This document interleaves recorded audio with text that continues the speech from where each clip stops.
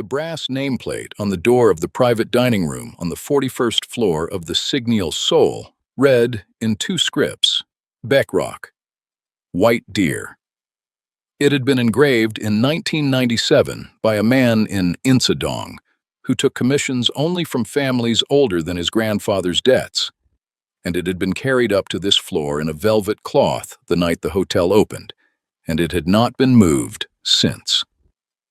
Behind that door, on the long ebony table that had been the centerpiece of a Cheongdam estate, before it was the centerpiece of a banquet, sat a small lacquered box no larger than a paperback, black with a single chrysanthemum in mother-of-pearl locked. Inside the box was a folded sheet of hospital paper from Asan Medical Center, dated the 17th of March, 11 years ago, and a child's hospital bracelet with a name printed in Hangul on one side and in Latin letters on the other. The box had been placed on the table at 6:14 p.m. by a woman in a navy coat who had given the maitre d' a name that was not hers and who had paid in cash for nothing because she had ordered nothing. She had left the box and walked out, and the maitre d', who had served in this room for 19 years and had learned the discipline of forgetting, had not opened it. 11 floors below, in the lobby bar called Stay, Kang Min Jae was drinking a soju neat that the bartender had poured into a crystal tumbler because Min Jae did not like the small green bottles in front of guests. He was 41 years old. The watch on his wrist was a Lange one that had been a gift from a man now dead.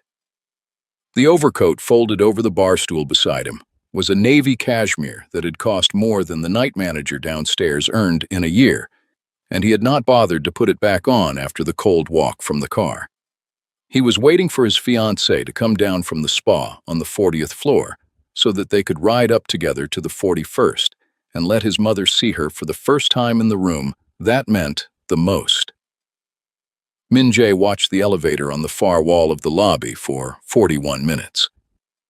He drank half the soju and set the glass on the marble and felt the cold ring it left and thought, with the kind of quiet his mother had taught him to mistrust, that his mother had not telephoned him all week. Eo Meoni. He had taken this for grace. He should have taken it for warning.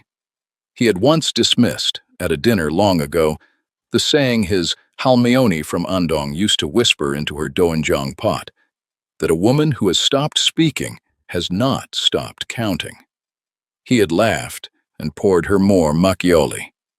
He had been 28 and full of himself, and the old woman had looked at him without smiling and said nothing because she was already counting. On paper, he was Kang Min Jae, born in Seongbuk-dong in the spring of a year his father refused to celebrate, second son of a shipping family that had been absorbed in the late 90s into something the newspapers were never permitted to name in full. He held the title of vice chairman at Beckrock Holdings, which was the registered face of a brotherhood that owned 31% of a port in Busan, a private bank in Labuan, a chain of clinics in Gangnam, and the silence of 2 prosecutors and 1 judge. He had signed the previous Thursday at 4:12 p.m. in a notary's office in Yeoksamdong, the preliminary articles of a merger that would join Beckrock to the Huang Group through the daughter of the family's 3rd son, a marriage that would bring with it a controlling stake in a logistics corridor that ran from Vladivostok down to Busan and out to the Caymans through Singapore. The daughter's name was Hwang Seo-yeon. She was 29, had taken her MBA at INSEAD, and wore her hair in the same low chignon her mother had worn in the only photograph the press had ever been permitted to publish. She had told him 3 months earlier on a balcony in Hanam that she did not love him yet, but that she would learn, and that her family taught daughters to learn the way other families taught sons to fight. He had believed her. 3 years before this evening, he had been married to a woman named Adaeze Onyeka, whose name in her mother's village in Anambra meant daughter of the king, and whom his uncles had called in private rooms he was not meant to enter. That woman. He had divorced her on the 14th of June, 3 years prior, in a private settlement that bore the seal of a firm in Gwanghwamun and the signature of an uncle who was not, in fact, his uncle. He had told himself every morning since that he had moved on paper. The first warning had come on a Sunday in October in his mother's kitchen in Pyeongchang-dong, the one with the slate floor she refused to replace, and the gas range she had used to make John since before he was born. He had arrived for lunch with a box of pears from a Cheongdam grocer, wrapped in pale yellow paper, and she had set them on the counter without unwrapping them and ladled doenjang jjigae into a stone bowl for him and one for herself and none for the woman he had brought. Hwang Seo-yeon had sat in the chair by the window, perfectly still, and had eaten her stew when her bowl finally came, after his was half empty, and his mother had not looked at her once. The second warning had come at the gate of the family cemetery in Yangpyeong on Chuseok, when his mother had laid out the jesa table in the old order, with the rice to the east and the soup to the west, and had quietly added a fourth bowl. He had asked, smiling, who the fourth bowl was for, and his mother had not answered him, and the wind had moved through the chestnut trees the way it had moved through them the year his sister was buried under the tallest of them. The third warning had been a glance across the long table at the Shilla 2 weeks before the engagement banquet, when he had introduced Seo-yeon to the family elders over a course of Hanwoo, and his mother had looked not at the bride-to-be, not at him, but at the empty chair at the foot of the table where Adays had once sat through a dinner of 41 courses in the first year of their marriage, and had eaten everything, including the soup made of intestines that none of the aunts had expected her to touch. The empty chair had been holding his mother's eye for the length of 3 breaths. He had not noticed. He had been laughing at something Seo-yeon had said about the wine. He had been wrong. He did not yet know how wrong. At 6:47 p.m. on the 17th of November, his phone, the personal one, not the burner, vibrated against the marble of the bar with a message from a number that had no name attached. The message was a single line in Hangul that read, 41st floor, Backrock room, now, alone. He looked at the timestamp and at the number, and he did not need to call the security desk to know that the number traced to a burner phone purchased in cash that morning at a convenience store in Eunpyeong-gu for 14,701, the kind sold to old men who do not trust banks and to women who have stopped trusting their husbands. The security cameras in that store ran on a 48-hour loop. The phone had been bought 37 hours and 20 minutes ago. He understood before he stood that whoever had sent the message had counted the loop and had wanted the footage to be gone by the time he thought to ask for it. He finished the soju. He made one phone call to the driver, telling him to send Seo-yeon home in the car if she came down before he returned, and to wait for further instruction. He picked up the navy coat. He rode the elevator from the lobby to the 41st floor in the kind of silence that he had taught himself, after the divorce, to mistake for peace. He stood outside the door of the Backrock room for a moment and listened to the way the hotel's air handling system breathed through the ceiling. He could hear, from inside the room, no voice. He knocked twice, the way his father had taught him to knock on the doors of older men. The door opened. The woman on the other side was not who he had expected, and she was also not who, in the part of himself he had spent 3 years burying, he had feared. She was tall, taller than he remembered, in a dress the color of wet slate, with her hair pulled back from a face that had lost weight in the way faces lose weight when grief is being managed, rather than mourned. Her skin was the deep brown of the river stones in her mother's village, polished by a kind of light he had once written a clumsy line of poetry about, and then thrown away. In her left hand, she was holding a manila folder, unmarked, of the precise thickness of 70 pages. On the third finger of her right hand was no ring. She was 41 years old.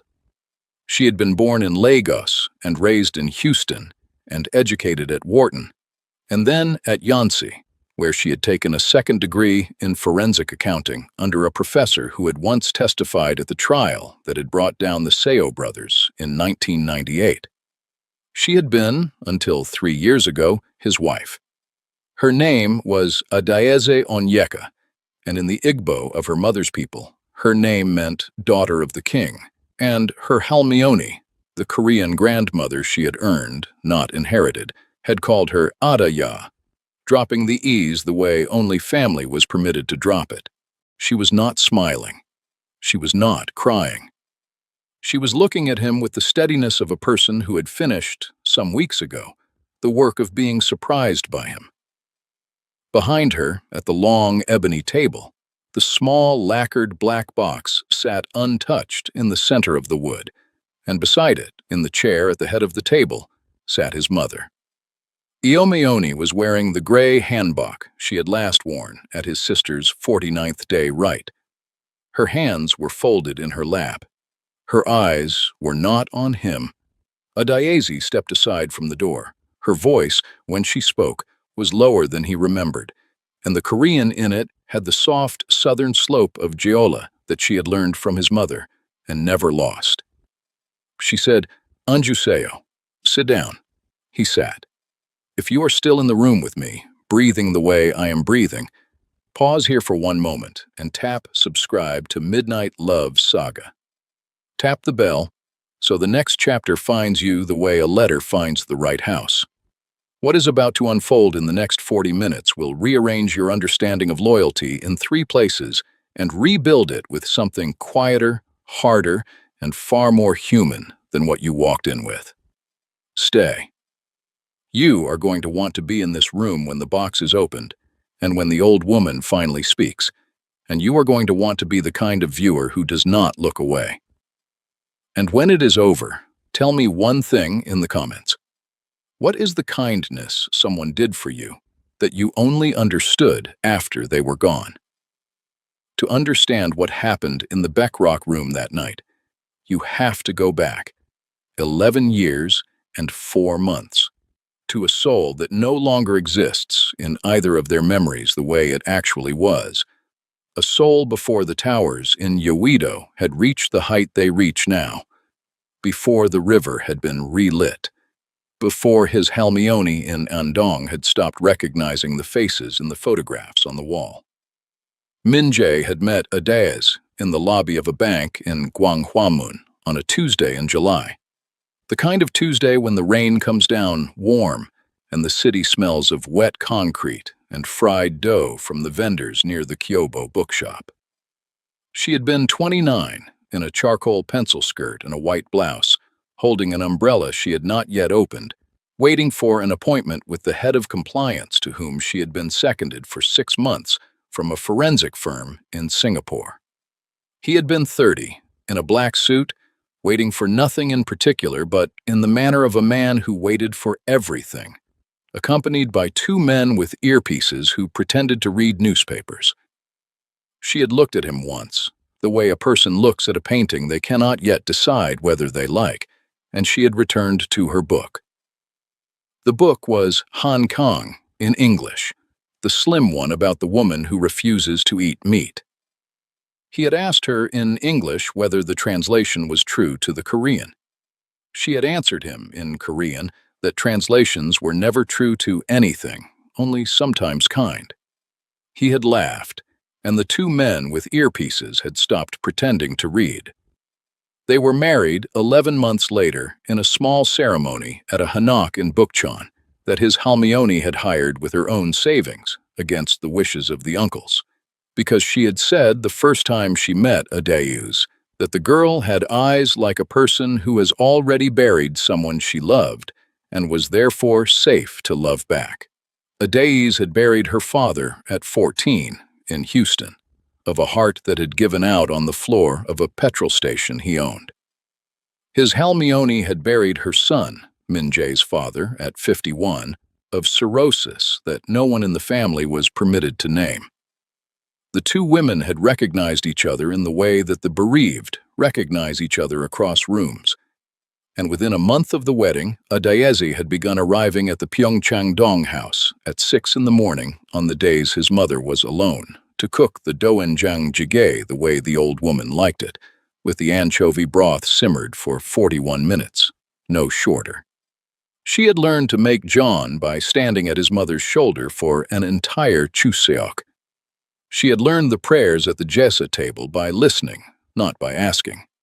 His Halmione in Andong had given her the family quilt, a baby quilt stitched in the early 60s for a child who had not survived the winter, and had told her, in the dialect Adaize did not yet understand, that the stitches were a kind of letter, and that the letter had been waiting for her.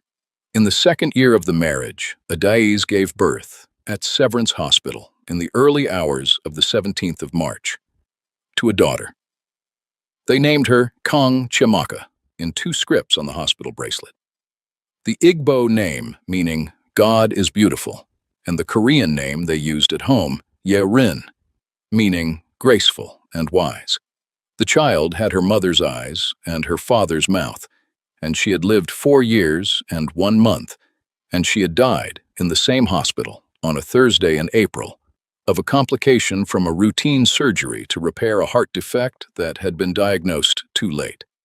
The cardiologist, a Dr. Han on the 14th floor, had wept in the corridor. The grave was in Yangpyeong, under a small stone with 2 names and 1 date. In the year after Chiamaka, Adaize did not leave the Pyeongchang-dong house. She moved into the spare room next to his mother's and cooked for her every morning, and read to her every evening from a Korean translation of Toni Morrison that she corrected by hand in the margins. She drove her to Asan Medical Center for the first heart procedure and to Severance for the second, and she paid out of an account she had opened in Singapore in her own name 3 months before her daughter died for the third procedure when the insurance refused. She did not tell Minjae. She did not tell anyone. When his mother temporarily lost the use of her legs after the second procedure, Adaize carried her to the bathroom 3 times a day and bathed her and washed her hair and trimmed her toenails, and never once said a word about it to a soul, because to say it would have made it something other than what it was. In the 3rd year, the uncles began to talk. They said the marriage had been a mistake. They said the brotherhood needed an alliance, not an alien.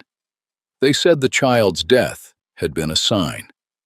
Minjae, sitting in rooms he should not have been sitting in, drinking what he should not have been drinking, listening to men he should never have permitted to speak about his wife, allowed the talk to become a possibility, and the possibility to become a plan, and the plan to become a settlement signed on the 14th of June by a hand that had once held his daughters. He told himself that night that he was protecting Adaize from a life she had not asked for. He told himself on the morning of the 15th that she had agreed too easily and that this was proof she had wanted out. He told himself by the end of that summer that he had moved on. She had not protested. She had signed. She had walked out of the Gwanghwamun office at 11:47 in the morning into a rain that had not been forecast, and she had not looked back, because to look back would have given him the wrong information about what was happening inside her. In the Beckrock room on the 41st floor at 7:34 p.m., Adaize unlocked the lacquered box and removed the folder and laid the 70 pages on the table in front of him in the order she had numbered them in her own hand. The pages were the accumulated work of 2 years and 7 months, beginning the week after the divorce had been finalized, when she had received, at her Singapore address, an envelope with no return address containing a single photograph of his mother in a hospital gown, being wheeled down a corridor at Samsung Medical Center, taken without her knowledge. The photograph had been a warning to Adaze that the family had not finished with her. Adaze had understood, looking at it, that the family had not finished with his mother either. The 70 pages, in summary, were these. Huang Xiaoyon's father had, through a vehicle registered in Labuan as Yunhai Maritime S.D. NBHD, been quietly purchasing the debt of Beckrock Holdings through a sequence of 7 transactions between Zurich and the Caymans, dated between the 11th of February and the 23rd of August of the previous year, totaling, in one, 4,300,000,000, one above the consolidated book value of the company. The purchases had been laundered through a shell in Vladivostok that bore the name of a fishing concern that had not, according to port records cross-checked by Adaze, with a former classmate at the Singapore MAS, landed a fish in 9 years. The intended endgame of the marriage, scheduled for the spring, was the transfer of 41% of Beckrock's voting shares from Minjae to a trust controlled by Seo Yeon's mother, in exchange for the cancellation of the debt the Huang family had quietly acquired. Minjae would be retained, on paper, as vice chairman. He would not be retained, in fact, as anything. 3 people had already died to bring the operation this close to its completion. A junior accountant named Park Ji-ho, who had worked at the Labuan branch, had been found in his apartment in Kuala Lumpur on the 2nd of September, the cause given as cardiac arrest, the toxicology never requested by a family that had been compensated quickly and quietly. A maritime auditor named Olu Adebayo, a Nigerian national working in the Singapore office of an international firm, had been struck by a delivery scooter in Tanjong Pagar on the 14th of October. The driver never found. The helmet camera mysteriously empty for the relevant 19 seconds. A retired prosecutor named Yu Sang-chul, who had been quietly preparing a memorandum on the cross-border financing of Korean port concessions, had died on the 11th of November of what his family had been told was a sudden stroke at home, although the cleaning lady had told a neighbor who had told her cousin who worked at the National Forensic Service that there had been a half-finished cup of tea on the desk that had not been his usual tea. Adaze had compiled the deaths in a single annexed page with 1 sentence of cause and 1 sentence of forensic doubt for each, and had numbered the page 41. "They will not need you alive," she had written at the bottom of that page, in her own hand, in Korean, in pen. Salyo dulgo sul sengaki opsumnida. Minjae read the pages twice. He set the folder down on the ebony table beside the lacquered box. He looked at his mother, who had not moved, and at Adaez, who had returned to standing by the window. The rain had started over the city. He asked quietly 3 questions in the order he had taught himself, long ago in a different room, to ask questions when his life was being rearranged. He asked who had verified the Labuan filings. Adaez answered, "A friend in compliance at MAS Singapore." She assigned an affidavit. It is on page 62. He asked what the prosecutor in Seoul knew. Adaez answered, "Enough to indict." Not enough yet to indict the Huang family without the wire records you can pull from the Labuan account tonight. He asked, last, why she had come. Adaez did not answer at once. She walked from the window to the table. She placed one hand, palm down, on the lacquered box, the way a person places a hand on a stone at a grave. She said, "I did not come back for you, Minjae. I came back because your mother is the only mother I will ever have, and I made her a promise on the day she stopped being able to walk that I would not let her be sold by people who would not have washed her hair." That was the 3rd quotable line. His mother, who had not spoken in any of his memories of that evening until that moment, lifted her eyes and said, in the Jeolla dialect she had not used in front of him since his sister died, Adaya, Irilta engusarami ne tarirahe. Tell him, when this is over, that I called you my daughter. Adayez did not look at her. She looked at Min Jae, and she said, in Korean, steadier than his own had been all year, I came back for the part of you that held our daughter on the morning she was born and counted her fingers in 2 languages. I did not come back for the part of you that signed papers in Gwanghwamun in the rain. That part of you is not mine to forgive, and it is not mine to want, and it will not be in any room I sit in for the rest of my life.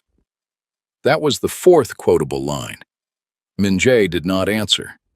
He had been taught, by men he no longer respected, that to answer in such a moment was to lose. He had been taught, by a woman he had finally begun to respect again, that to answer was not the point. At 9:47 p.m. on the 18th of November, 26 hours after he had left the Beckrock room with the folder under his arm, Min Jae walked into a boardroom on the 38th floor of the Hwang Group building in Yeoksam-dong without an appointment. He was wearing the same navy coat.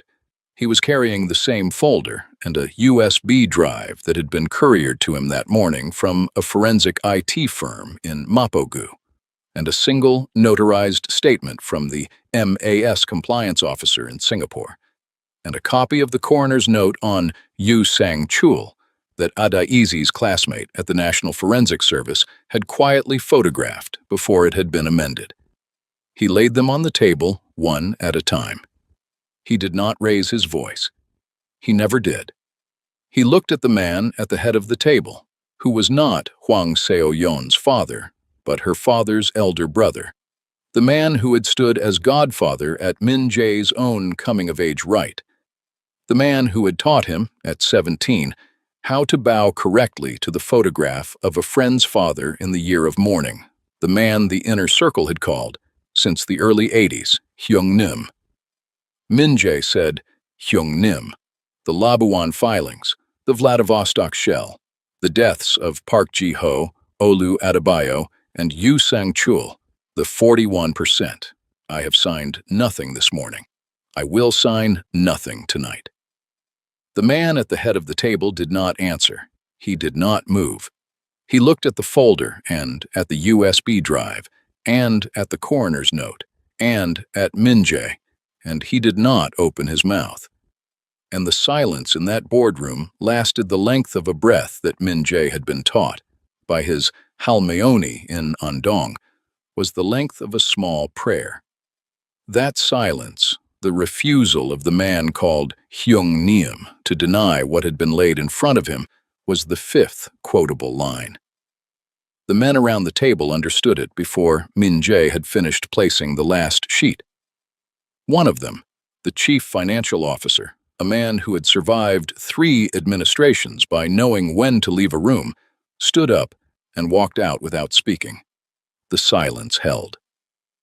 In the weeks that followed, the legal machinery turned off-stage in the careful, bureaucratic register that the Korean prosecutorial service prefers, when the families involved have understood that the machinery cannot be stopped and that cooperation is the last available form of dignity. Court Order 2025-Hyung-Sang-1147 froze the Labuan account on the 2nd of December. Court Order 2025-Hyung-Sang-1153 froze the Vladivostok shell on the 4th. Indictments were issued on the 11th of December against 6 members of the Hwang family, including the elder brother who had been called Hyung-nim, and against 4 members of the Brotherhood Min Jae had inherited from his father, 2 of whom had been at the engagement banquet that had never been held. Hwang Seo-yeon was not indicted. She had, Adaizi said later, simply not known. She left for London on the 22nd of December and did not return. Min Jae did not attend the press conference. He did not attend the readings of the indictments. He went, on the morning of the 17th of December, to the grave in Yangpyeong, and he sat on the cold ground in front of the stone with the 2 names and the 1 date, and he sat there for 41 minutes, and he did not cry because he had been taught not to cry in front of his daughter, and the rule had outlived her. He began, the following week, the slow work of returning. He did not call a days. He had been told, by his mother, that calling would be a failure of imagination. Instead, he sent, on the first Monday, a wooden crate of Naju pears to the building in Itaewon, where Adaizi had taken a quiet apartment on a high floor. The pears had been wrapped, by his own hand, in the pale yellow paper his mother used. On the second Monday, he sent a stoneware jar of doenjang his mother had fermented in the autumn, with a handwritten note from his mother, and not from him, that said only, "Adaya, sigil teo meojora," eat while it is hot. On the third Monday, he sent a copy of a thin book of poems by Kim Hee-soon, and a copy of a thin book of essays by Han Kang, and a copy, in English, of a collection of poems by Lucille Clifton, which Adaizi's mother in Houston had read aloud to her in the year after Adaizi's father died.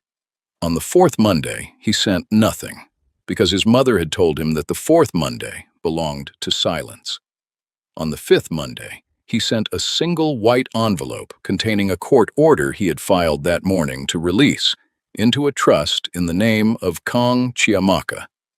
The entirety of the assets that had been frozen in the Labuan account, 4,300,000,000 won, to be administered in perpetuity by Adaize Onyeka for the funding of pediatric cardiac surgeries at Severance Hospital for children whose families could not pay. He did not include a note. The court order spoke. On the sixth Monday, Adaize called his mother, and his mother, who had not been told to expect the call, wept for the second time that year, the first having been in the doorway of the Beckrock room. On the seventh Monday, the first Monday in February, Adaize came to the Pyeongchang-dong house for dinner. She arrived at 6:14 p.m. She brought a small lacquered black box, smaller than the first, containing a single key on a red thread. She did not give the box to Min Jae. She gave it to his mother. She sat at the table where she had sat 11 years ago at her first dinner in that house. The empty chair, had been holding open for her at the Shilla, and his mother ladled the doenjang jjigae into a stone bowl for her, and one for herself, and one, last, for him. The anchovy broth had been simmered for 41 minutes, no shorter. They did not speak for the first 8 minutes of the meal.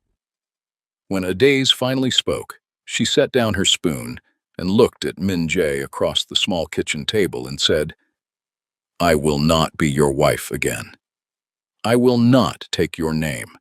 I will not sleep in any house you own. I will come to this kitchen on the second Sunday of every month for the rest of your mother's life, and I will come to her grave on every Chuseok and every Seolal until the day I cannot walk. The rest of you is not my work." That was the sixth quotable line. Min Jae bowed his head over his bowl and said, "Nay, yes." The story should have ended there, and in a lesser room it would have. But on the second Sunday in March, on the 11th anniversary of the night Chiamaka was born, an elder Min Jae had never met arrived at the Pyeongchang-dong house unannounced. She was a small woman in her late 70s, with skin the color of river stones at dusk, wearing a coat that had been tailored in Lagos in 1982, and that she had refused, over 4 decades, to replace. She was Adaize's mother's elder sister, Auntie Ngozi, who had raised Adaize for the 3 years between her father's death and her mother's recovery. She had flown in from Houston the previous night. She sat at the kitchen table and accepted a cup of barley tea and did not touch it for 19 minutes. Then she said, in English, the color of her village, addressing Min Jae directly for the first and only time. The prosecutor who signed the order on the 2nd of December, Yu Sang-chul's younger colleague, the one called Min Hua, was my sister's goddaughter. Her elder brother died in a case the brotherhood your father served lost in 2008 in a courtroom that was not honest. She has been waiting 18 years for an honest courtroom. She came to a days in Singapore in 2023 because she heard, through a friend at MAS, that a Nigerian Korean woman had been quietly tracking the Labuan filings of a family she had once belonged to. Adayez did not marry you, Min Jae, 11 years ago, because she fell in love at a bank in Gwanghwamun. She married you because the verdict in 2008 had not yet been answered, and your Halmioni in Andong had written a letter to my sister in 2009, asking her if she had a daughter who could be brave for a long time. My sister had 2 daughters. The braver one was Adayeze. The kitchen was very quiet. His mother did not look up from her tea. Adayeze did not look up from her bowl. Min Jae understood, in the way a man understands, that the floor he has been standing on was built by hands he never thanked, that he had been the smallest figure in a story that had been arranged, with patience and love and a long burning rage, by 3 old women across 2 continents and 1 ocean. Beginning in a year, he had been too young and too loud to notice. Auntie Ngozi reached into the inside pocket of her 1982 coat and removed a folded deed. She slid it across the kitchen table to Min Jae.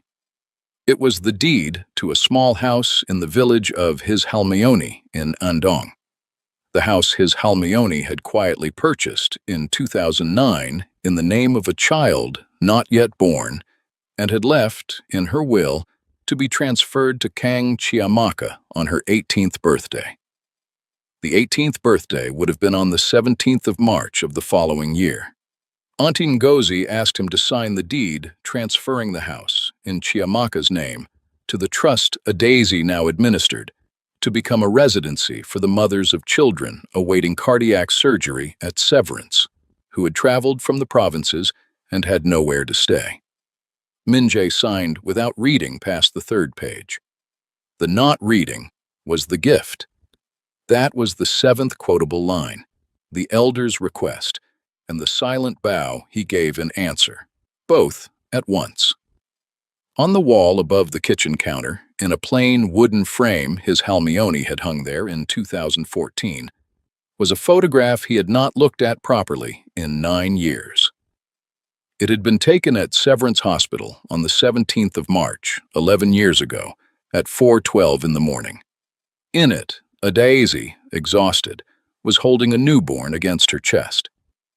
His mother, who had ridden through the night from Pyeongchang-dong in the back of a taxi she had paid for herself, was leaning over them with both hands cradling the child's small head. Min Jae, standing slightly behind, was the only one not touching the baby. Below the photograph, in Hangul, in Igbo, and in Latin letters, the caption read, Kang Chiamaka, Kang Ye-rin, March 17, 2014. A son believes he has built an empire because he has signed his name on the right papers in the right rooms. A man wakes one morning 41 years into his life and understands that the empire was built around him, in kitchens he never entered, by women who never raised their voices, for a child whose name he did not deserve to keep saying. And the only honest work left to him is to learn to say it more quietly.